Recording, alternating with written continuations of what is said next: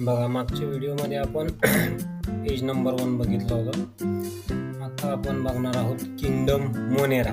ठीक आहे. तर मागच्या व्हिडिओमध्ये आपण ही जी डायग्राम आहे, 5 किंगडम ऑफ क्लासिफिकेशन, तर ही आपण बघितली होती.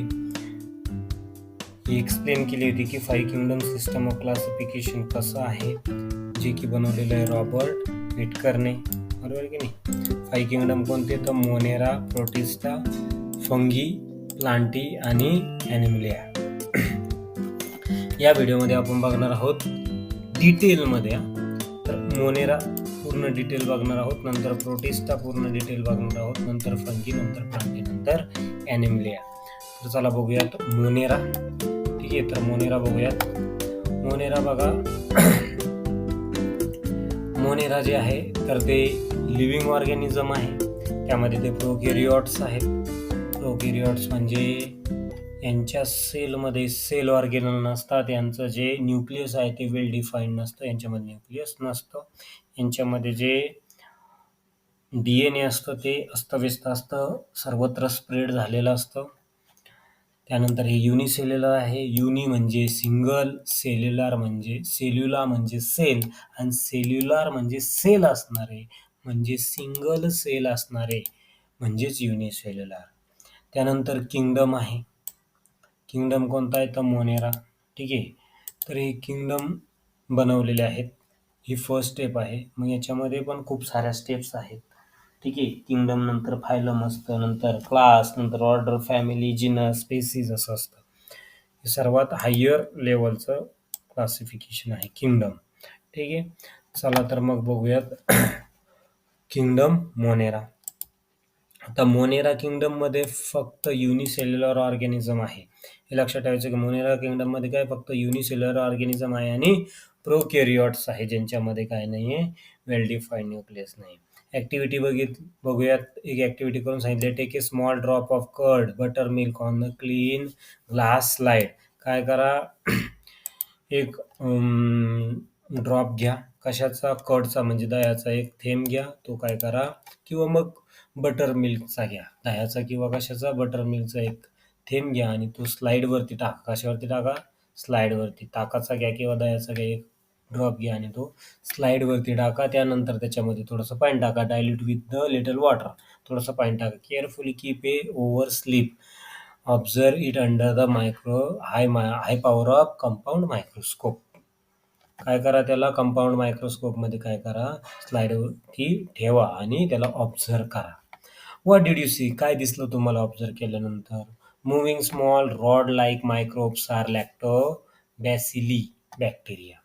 तुम्हाला दिसलं की काहीतरी फिरतंय गोल, बरोबर की नाही, जे कसं आहेत, रॉड लाईक आहेत. रॉड लाईक म्हणजे कसं, दांड्यासारखे बॅक्टेरियाज आहेत जे की मूव्हिंग करतायत, मूव्ह करतायत, फिरतायत. हे बघा, अशा पद्धतीचे जे बॅक्टेरिया आहेत ते फिरत आहेत आणि त्यांचं नाव काय आहे, लॅक्टोबॅसिली बॅक्टेरिया. लॅक्टोबॅसिली बॅक्टेरिया. लॅक्टोबॅसिली बॅक्टेरिया त्याच्यामध्ये असल्यामुळे त्यांच्या ह्या बॅक्टेरियामुळे एक ॲसिड तयार झालेलं आहे, ज्याचं नाव आहे लॅक्टिक ॲसिड. म्हणून कर्डमध्ये किंवा बटर मिल्कमध्ये जे ॲसिड असतं त्याला म्हणतात लॅक्टिक ॲसिड. आणि लॅक्टिक ॲसिडमध्ये जे बॅक्टेरिया असतात किंवा दह्यामध्ये जे बॅक्टेरिया असतात ते असतात लॅक्टोबॅसिली बॅक्टेरिया. तर हा महत्त्वाचा मुद्दा आहे की दह्यामध्ये कोणते बॅक्टेरिया असतात, तर लॅक्टोबॅसिली बॅक्टेरिया असतात. हे लक्षात ठेवायचं. All types of bacteria and blue green algae are included in the kingdom of Monera. सर्व प्रकारचे जे बॅक्टेरिया आहेत आणि ब्ल्यू ग्रीन अल्गी आहेत, हे सर्व प्रकारचे बॅक्टेरिया आणि ब्ल्यू ग्रीन अल्गी कशामध्ये आहेत, तर हे मोनेरा नावाच्या किंगडम मध्ये आहे. कॅरेक्टरिस्टिक्स बघूयात, म्हणजे गुणधर्म बघूयात. All organisms are unicellular. सर्व प्रकारचे ऑर्गॅनिझम जे कोणा, किंगडम मोनेरा, किंगडम नंबर 1 मोनेरामध्ये येणारे सर्व प्रकारचे जे कोण ऑर्गॅनिझम आहेत, तर ते कसे आहेत, युनिसेल्युलर आहे, म्हणजे सिंगल सेल आहे. मोनेरामध्ये येणारे प्रत्येक ऑर्गॅनिझम, मोनेरामध्ये येणारा प्रत्येक ऑर्गॅनिझम कसा आहे, युनिसेल्युलर आहे. म्हणजे प्रत्येक बॅक्टेरिया कसा आहे, unicellular. They may be autotrophic और हेट्रोट्रॉपिक. ते स्वयंपोषी असू शकतात, परपोषी असू शकतात. स्वयंपोषी म्हणजे ऑटोट्रॉपिक, परपोषी म्हणजे हेटेरोट्रॉपिक. ऑटोट्रॉपिक म्हणजे त्या बॅक्टेरियाच्या शरीरामध्ये किंवा ब्लू ग्रीन अल्गी जी आहे, तर त्यांच्या शरीरामध्ये या मोनेरामध्ये येणारे जे ऑर्गॅनिझम आहे त्यांच्या शरीरामध्ये काहींच्या शरीरामध्ये काय असू शकतं, तर त्यांच्या शरीरामध्ये हे जे दिसते तुम्हाला हिरव्या कलरचं, तर अशा हिरव्या कलरचं काय असू शकतं, क्लोरोफिल असू शकतं. क्लोरोफिल पिगमेंट किंवा त्याला क्लोरोप्लास्ट असंही म्हणतात. तर क्लोरोफिल पिगमेंट किंवा क्लोरोप्लास्ट याच्यामध्ये असतं, ज्यामुळे ते स्वतःचं अन्न स्वतः तयार करतात. म्हणून त्यांना ऑटोट्रॉफिक असं म्हणतात. किंवा काही हेटेरोट्रॉफिक असू शकतात. हेटेरोट्रॉफिक म्हणजे ज्यांच्यामध्ये क्लोरोप्लास्ट नाहीये, जे स्वतःचं अन्न स्वतः तयार करू शकत नाही. These are prokaryotic cells without distinct nucleus or cell organelle. हे जे आहेत ते कसे प्रोकॅरियोटिक सेल आहे. प्रोकॅरियोटिक सेल म्हणजे यांच्यामध्ये न्यूक्लियस जे आहे ते वेल डिफाईन नाहीये, सेल ऑर्गेनल नाहीये. त्यामुळे ते कसे आहेत, प्रोकॅरियोट आहेत. तर महत्वाचा मुद्दा काय आहे, की दह्यामध्ये जे बॅक्टेरिया आहेत ते लॅक्टोबॅक्टेरिया आहेत. सर्व प्रकारचे बॅक्टेरिया आणि ब्लू ग्रीन अल्गी हे मोनेरा नावाचे किंगडममध्ये येतात. त्यानंतर सर्व प्रकारचे बॅक्टेरिया आणि सर्व प्रकारचे ब्लू ग्रीन अल्गी जे आहेत ते युनिसेल्युलर आहे. त्याचप्रमाणे ते प्रोकॅरियोट्स आहेत. प्रोकॅरियोट म्हणजे यांच्यामध्ये जे न्यूक्लियस आहे ते वेल डिफाईन्ड नाहीये. त्यानंतर ते ऑटोट्रॉफिक असतात, हेटेरोट्रॉफिक सुद्धा असतात. Kingdom number 2, Protista. Prepare a temporary amount of 1 drop of pond water on a glass slide. Observe it under my lower microscope and high power microscope. You will find some motile microbes with irregular shapes. These are amoeba. काय करा म्हणतंय की तुम्ही काय करा, मूठभर पाणी घ्या.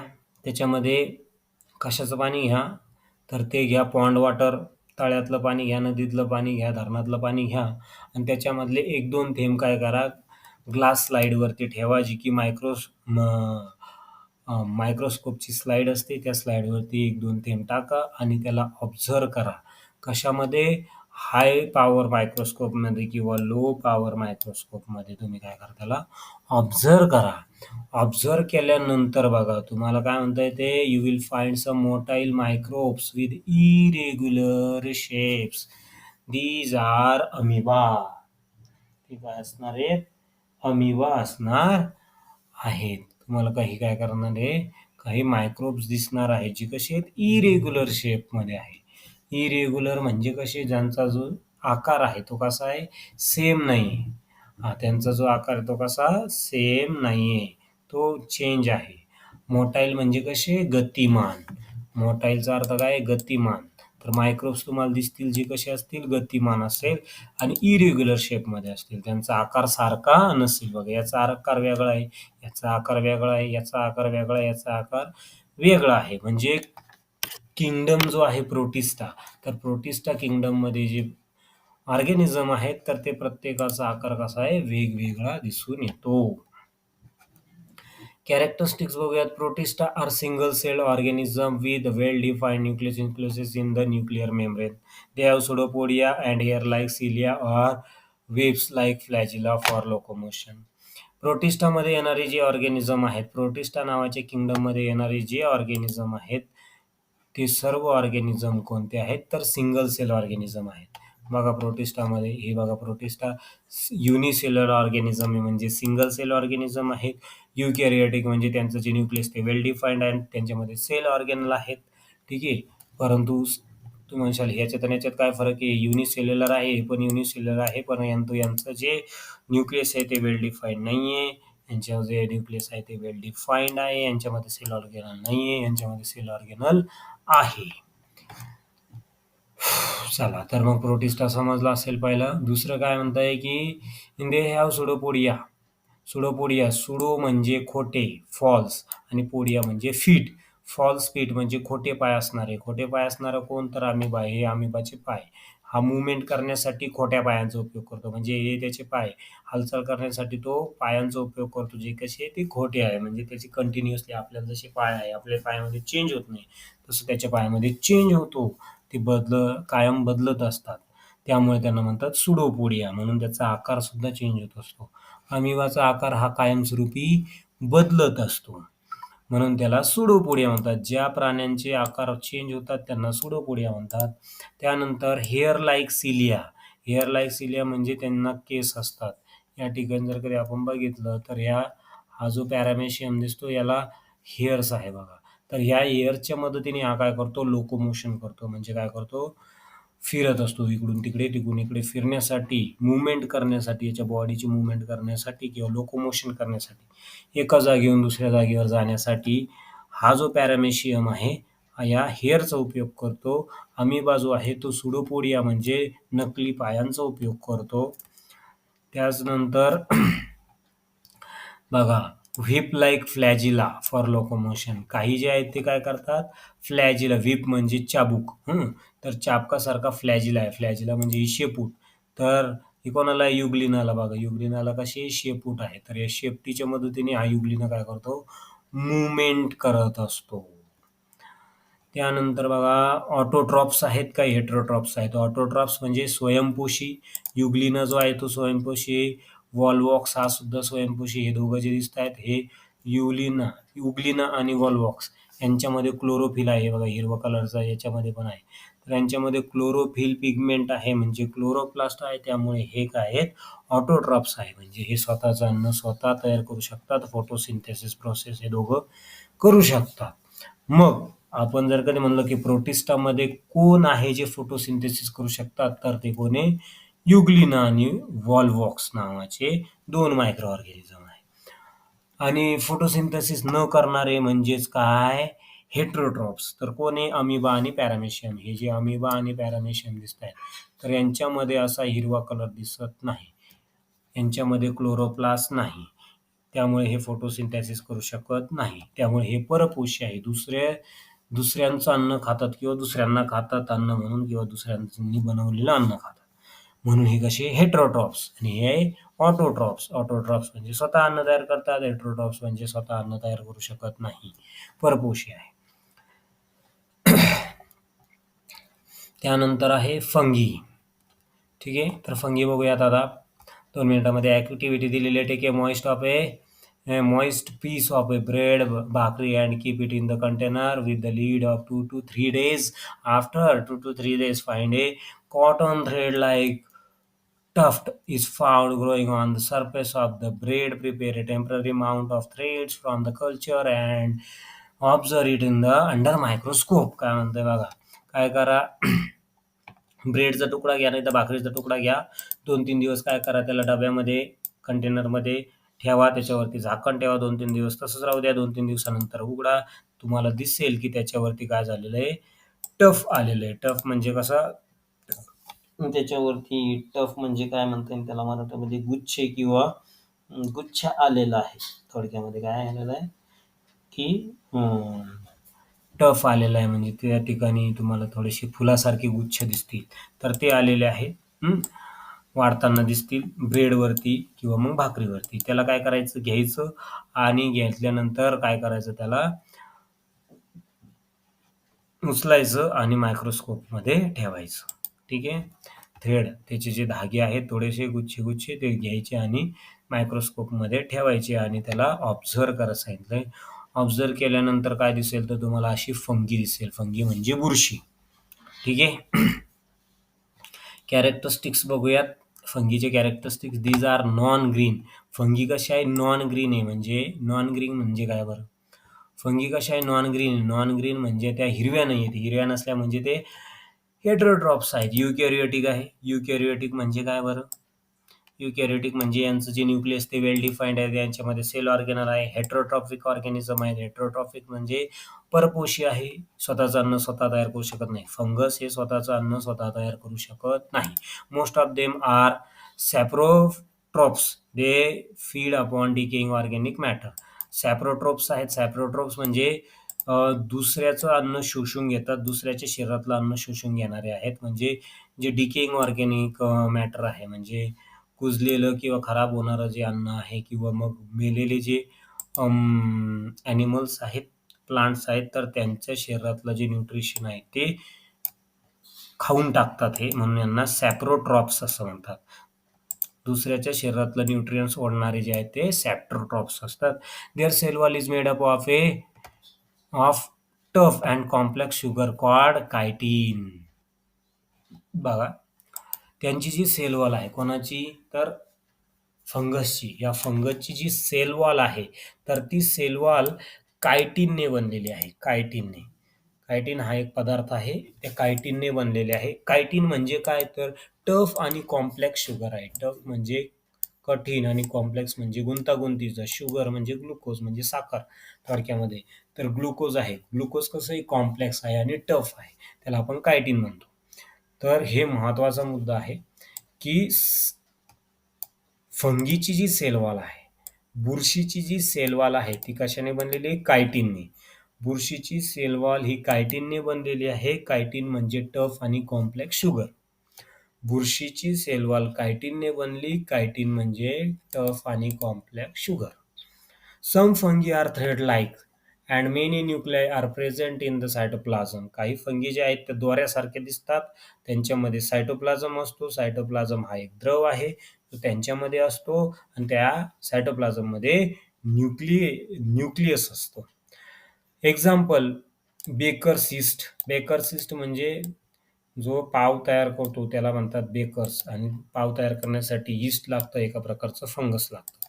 त्यानंतर काय, ॲस्परजिलस हे फंगस कशावरती असतं, कॉर्नवरती. ॲस्परजिलस हे जे फंगस हे कशामध्ये असतं, कॉर्न म्हणजे काय, कॉर्न म्हणजे मक्याचं कणीस. त्या मक्याच्या कणसावरती जे फंगस असतं त्याला म्हणतात, बघा या ठिकाणी दिसतंय, तर हे जे आहे तर हे फंगस लागलेलं आहे. आपण बघू शकतो की हे जे आहे तर हे मक्याच्या दाण्याला फंगस लागलेलं आहे. तर हे फंगस म्हणजे कोणतं फंगस आहे, तर ॲस्पेरजिलस नावाचं फंगस आहे. त्यानंतर काय असतं, पेनिसिलियम. आता हे पेनिसिलियम नावाचं पण फंगस आहे. यामध्ये आहे का पेनिसिलियम फंगस जे आहे तर हे अशा पद्धतीचं आहे. त्याला पेनिसिलियम फंगस असं म्हणतात, जे की दिसायला कसं आहे, हे असं आहे. पेनिसिलियम फंगस दिसायला असं आहे.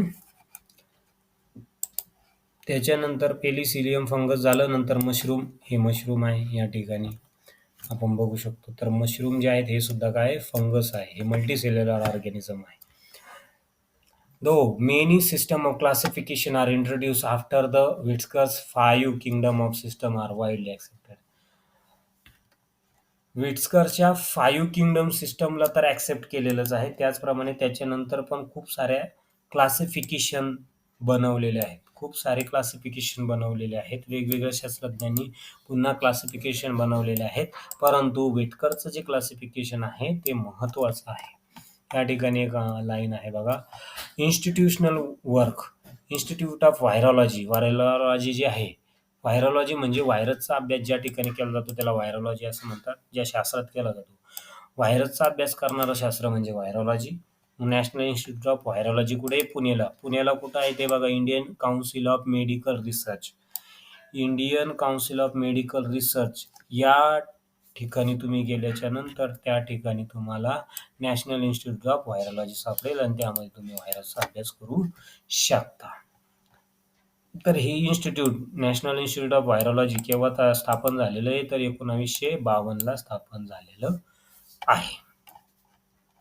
I hope you will understand this, or you will better understand this. Okay,